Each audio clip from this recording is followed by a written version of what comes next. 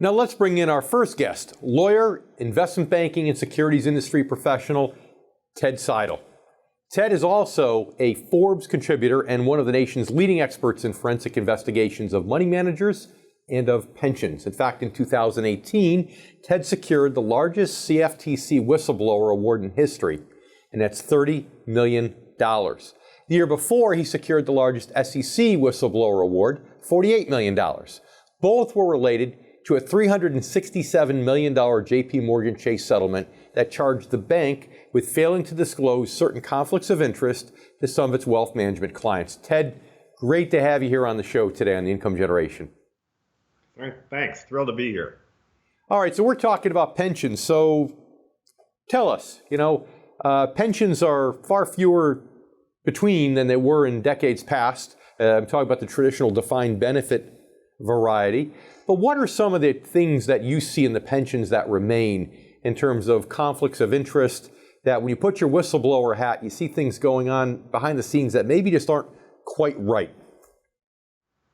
Well, pensions is a really hot issue these days because most people want to know, is my pension going to be there? That's a burning question, and the answer is not at all clear.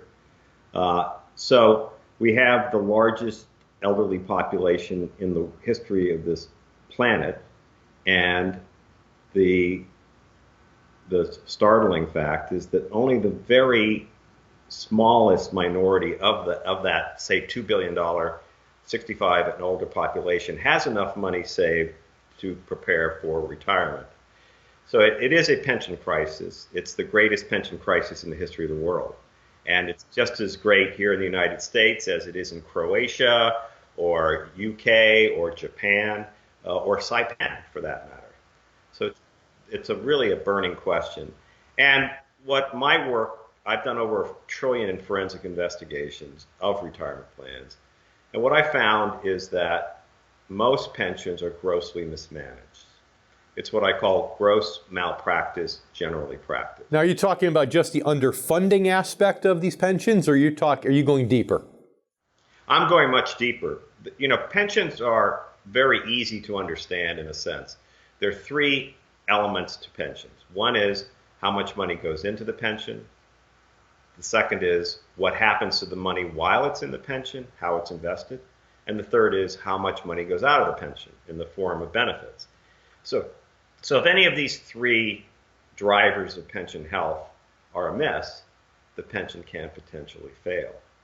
So when I talk about gross malpractice, generally practiced, I'm really talking about the investments, not how much money is going into the pension, not how much money is going out of the pension, but how is the pension money, the money in the pot, for sitting there for, say, a worker's 30-year work life.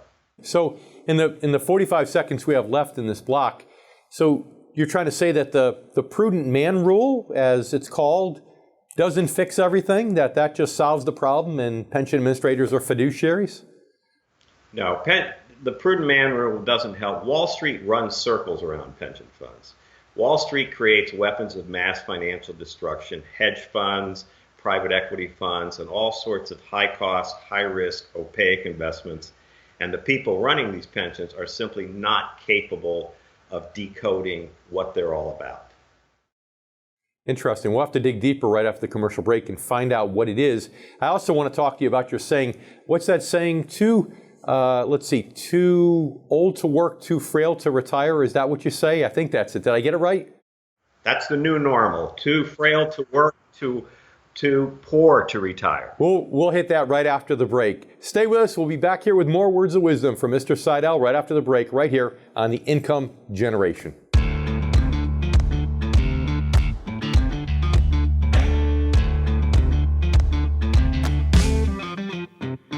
Now it's time to bring back lawyer, investment banking, securities industry professional, Ted Siedle. Ted, thanks for sticking around.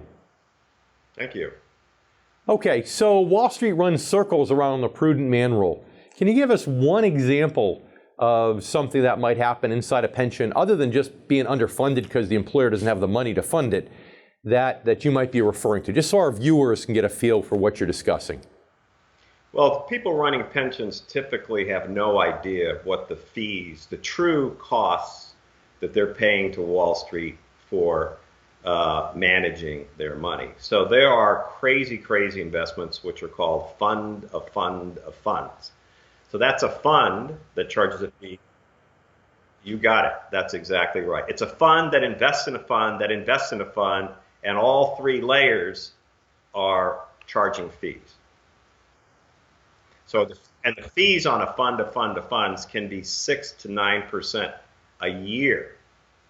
And of course, in a market that is projected to perhaps return 7% a year, if you're paying 6 to 9% in fees, what does that leave you? What's your return? Zero. Probably negative at that point if you're lucky, sure. So, okay, I get it with the fees. Now, the Department of Labor was making a big push to further disclose and make the fees more transparent and even minimize the fees in 401ks. But that's a little different because that's all the employees' money that's in there that they're trying to protect. In this case, it seems like even that effort, even though it didn't go through, when the DOL was making that effort, it sounds like it wasn't really going to fix defined benefit pensions, correct? That's correct. It doesn't apply to defined benefit pensions. And by the way, I train the Department of Labor pension investigators annually in Norman, Oklahoma. But there has been a push for greater transparency of 401k fees, but that doesn't apply on the pension side. And 401k fees have been excessive for the last 30 years. They're coming down, but they've been very excessive for the last 30 years. And as a result, 401ks have failed at least one, possibly two generation of workers. Mm-hmm. And I think the DOL might be looking at the defined benefit pension, say, well, it's the company's money. If the company does a bad job with investments, well, then they just have to pony up more.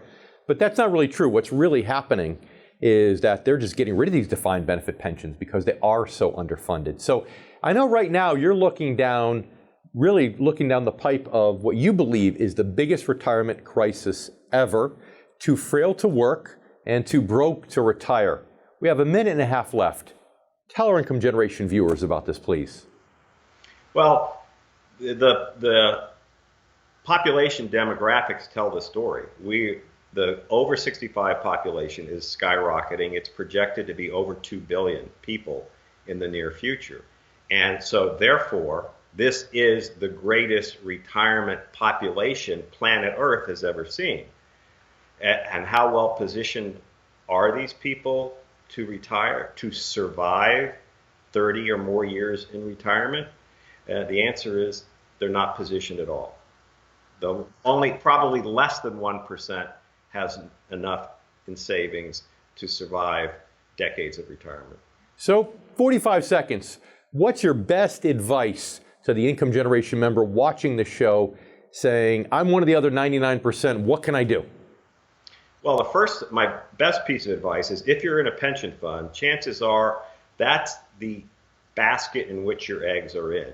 All your eggs are in that basket. So as Mark Twain or Andrew Carnegie said, watch that basket. If all your eggs are in one basket, watch that basket. I'm coming out with a new book called Who Stole My Pension, which tells you how to focus on, scrutinize, monitor your pension. So if you've got a pension, you need to focus on scrutinizing it, watching it, and beware of the things that we'll be pointing out. If you're in a 401k, they're similar. I love those words of wisdom, Ted. Thank you very much. Unfortunately, we need to leave it there for today. Thanks so much for being on the show. I really appreciate it. And you stay with us too. We'll be right back right here on the Income Generation in just a moment.